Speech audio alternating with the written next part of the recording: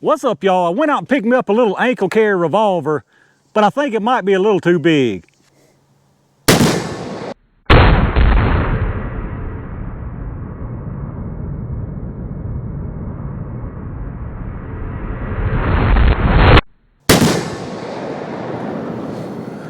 Holy hand cannon is all I can say about that, y'all.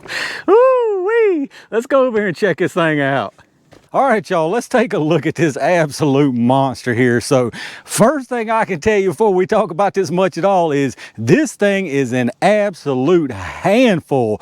If you get ready to shoot this thing, you sure enough better be holding on to it. I'm here to tell you, and I ain't even exaggerating, I ain't kidding, you better be holding on to this thing. Y'all know I've got them 500, the 500 Smith revolver and the 460 Smith revolver.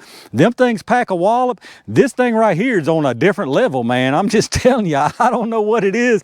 Maybe it's the design of it, the way it's shaped, but this thing right here is sure enough rowdy. But what we're actually looking at here, for those of y'all who don't know, is the Magnum Research BFR chambered in 4570. So this is pretty much a revolver chambered in a rifle round. That's pretty much the MO for these BFR revolvers. You can get 30-30, you can get 350 Legend. I think maybe a couple of other really rifle type of rounds in a revolver. But like I said, this was chambered 4570. It's the 10-inch barrel version, so you're getting some nice velocity out of this thing. It's all stainless steel. Now these are single action only, so single action only, you got to cock the hammer and pull the trigger. And let me tell you something about that trigger. That thing is butter, y'all. I mean, super light and crisp trigger.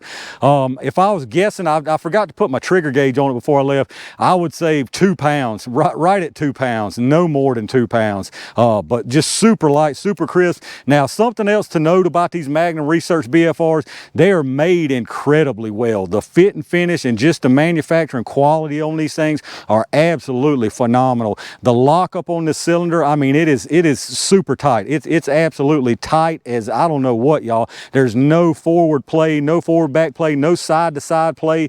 These things are built like absolute tanks. But like I said, single action only, which means you got the side loading gate here. You don't have to half cock it to rotate your cylinder. You just open up the gate and that frees up your cylinder and it locks back into place. Got your ejector rod here to eject your spent shells. As far as the sights on it, the rear's got a really nice adjustable sight, adjustable for windage and elevation. And then on the front, you just got a standard blade up there. Got a nice set of rubber grips on it. I think you can get them with maybe like a white mother of pearl type of grip or an ivory type of grip, I believe. But these rubber ones probably are a benefit to you with the recoil out of this thing, I would say. So nice set of rubber grips. Now it is drilled and tapped on the top there, and it also will they go ahead and send you the rail. So you got a nice optic rail here if you want to mount an optic on it. It also comes with obviously instruction manual, little sticker, and they give you a sight adjusting tool here also. But really not a whole lot else to say about this thing. It's just a simple single action revolver that's built like an absolute tank. Like I say, fit and finish is immaculate. All the parts are super tight. The finish is fantastic. There's not a lot of branding anywhere on the gun, just a little bit up here on the barrel telling you what caliber it is. But other than that, really nice clean appearance to it. It's a very nice looking revolver. Now what we're going to do today is the usual shakedown like we do with new tools. I'm just going to test it for function, reliability, just practical type of accuracy right out of the box. So far with that first shot, it hit those boom booms down there at 25 yards, so I'd say it's pretty much on. What I'm running out of it today is the Hornady Lever Evolution 4570 325 grain FTX. This is the round right here, and I just wanted to give you a little reference just how big these 4570 rounds are. That's actually a 308. So that's the 4570 that this BFR is chambered in, and that's a 308 rifle round. But that's enough talking about this monster. Let me get it loaded back up and let's take it for another ride. All right, y'all, let's see if we can run us a full cylinder through this beast. I should probably be sitting down here at the bench because honestly, this thing, another thing I didn't mention about it is this thing is incredibly heavy. This is a heavy revolver, y'all. You ain't gonna sit there and hold it out at arm's length too long without starting to wobble all over the place. But I'll see what happens standing up here, and if it gets too ugly, we'll take a seat at the bench. So I got 5 loaded in here. I'm gonna put 1 right here on the 10-yarder just to see where I'm at. If I'm pretty good right there. I'm gonna try my luck on these little smaller rounds, the 15-yarders, and then if I hit one of those, one or two, I'm gonna go out there to the 25 and see if I can't put whatever's left of them. So let's see what we get, y'all. Let's work on the 10-yarder here first. See where we're at.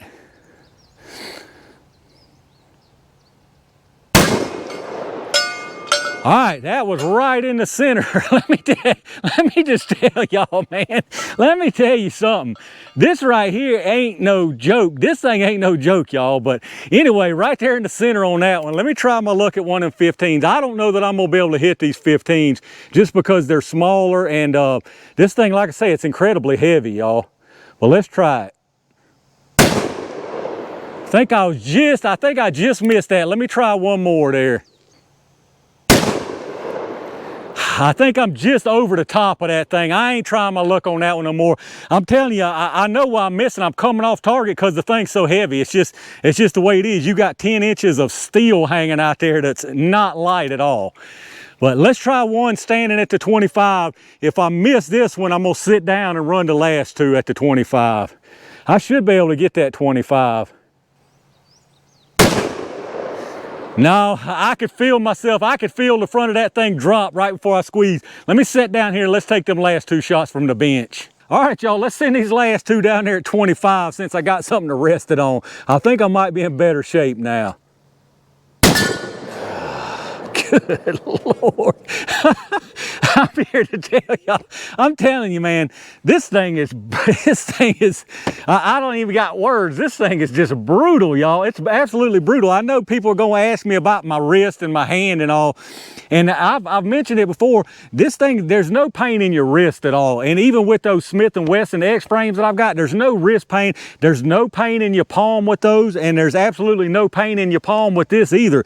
The one place that gets you on this one is this finger right here on this finger, because when you're holding it like that, it's just got so much recoil, it just slings it back in your hand. I don't care how tight you're holding it. With my sweaty hands right now, it's coming back and it's slamming the backside of the trigger guard right there on my finger. So that's the only pain to it, and it ain't terrible. I mean, I wouldn't want to sit here and run 100 rounds through it, but it ain't terrible. Let me put this last one down there at 25, y'all. Good day, I'm telling you. I'm here to tell y'all, I mean, this thing's just crazy. It's nasty. It's nasty, y'all. Well, I ain't running the 5th round after all. Those of y'all paying attention more than I am know that I already ran 5 rounds right there. So let me run out there. I'll load it back up and run out there and put a camera at 50. Let's see what happens out there. All right, y'all, I'm probably pressing my luck on this one, but I'm gonna try a couple at the 50 and maybe a couple at the 75.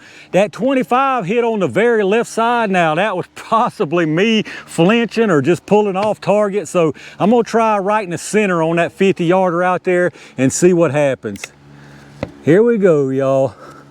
Wish me luck. Whew, all right, we got that one. I mean, it just made me put the thing down, y'all. I'm telling y'all, that thing definitely gets your finger right there. So we hit one out there at 50. I'm just gonna go on out to the 75, and if we hit one at 75, I'm moving us back in, y'all. All right, let's go out there to the 75. I don't know if I'm gonna hit this one out at 75. We're gonna give it a good try.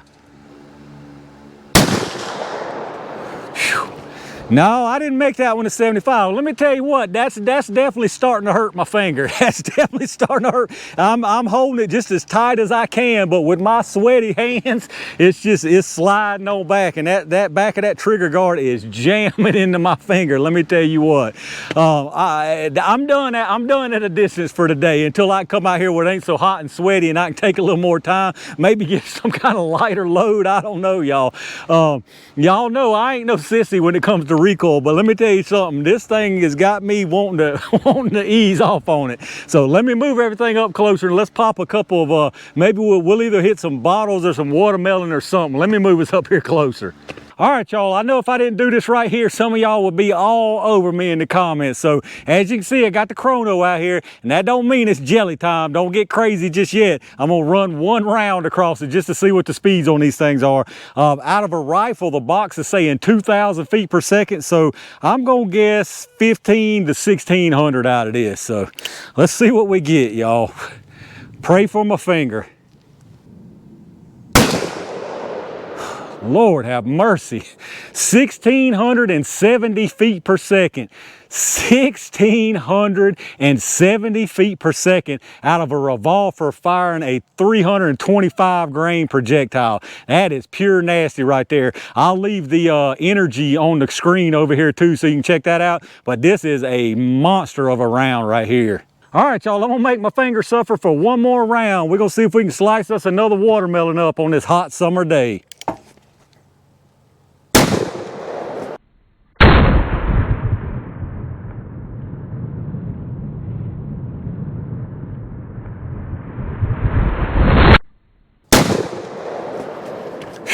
That definitely did it right there.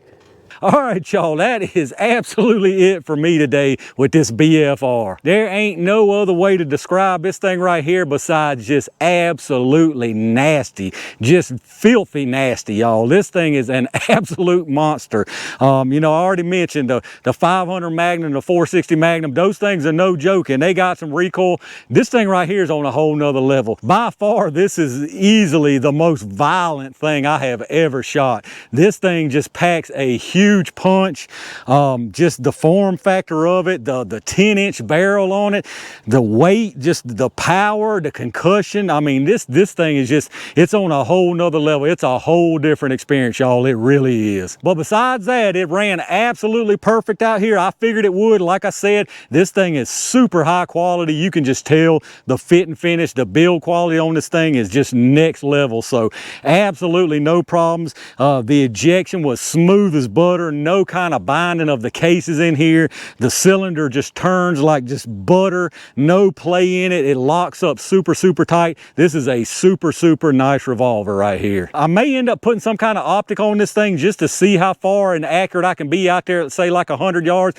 I'm not sure yet. Optics definitely help out that far distance like that, but it changes the whole look of revolvers and stuff. That's why I'm so apprehensive about putting them on revolvers or like lever actions and stuff. But y'all let me know what y'all think about this crazy BFR. Do any of y'all out there have one chambered in 45-70 or another caliber? What do you think about it? Let me know your thoughts down in the comments. If you did enjoy the video, as always, make sure you reach down and hit that thumbs up, subscribe to the channel, and click that bell notification icon so you can get notified when I upload new videos like this. Take a second to check out all my affiliate links down below in the video description. You know the deal with the Amazon. If you shop through there anyway, hit that link up first. You go straight through Amazon like normal, and anything you buy on the site after that, I get a kickback from them towards the channel. If you're looking for some fantastic ear pro and a little bit of a way to get some relief out here in this smoking hot summer weather, check out those Axle affiliate links. These GS Extreme earbuds are an absolute lifesaver. I know I talk about them every single video. That's because these things are really super nice, y'all. I cannot say how much benefit they are, especially out here in this sweltering heat, not having my head covered up even more, having my ears sweaty, just absolutely miserable with earmuffs on. All that is gone with these earbuds. So if y'all looking for some ear pro, check those links out. You can save a lot of money on those links instead of going straight through their site. I appreciate all my Range Gang members for hitting that join button, and every single one of y'all out there that supports the channel by watching my videos, hitting the thumbs up, subscribing to the channel, and leave me some comments again. Let me know what you think about this Magnum Research BFR. That is absolutely it for me out here today. It's been a lot of fun, but it was a sweaty hot mess out here today. But there's a lot of good stuff coming y'all's way, so make sure you stay tuned for that. And in the meantime, stay safe, stay prepared, and I'll see you soon.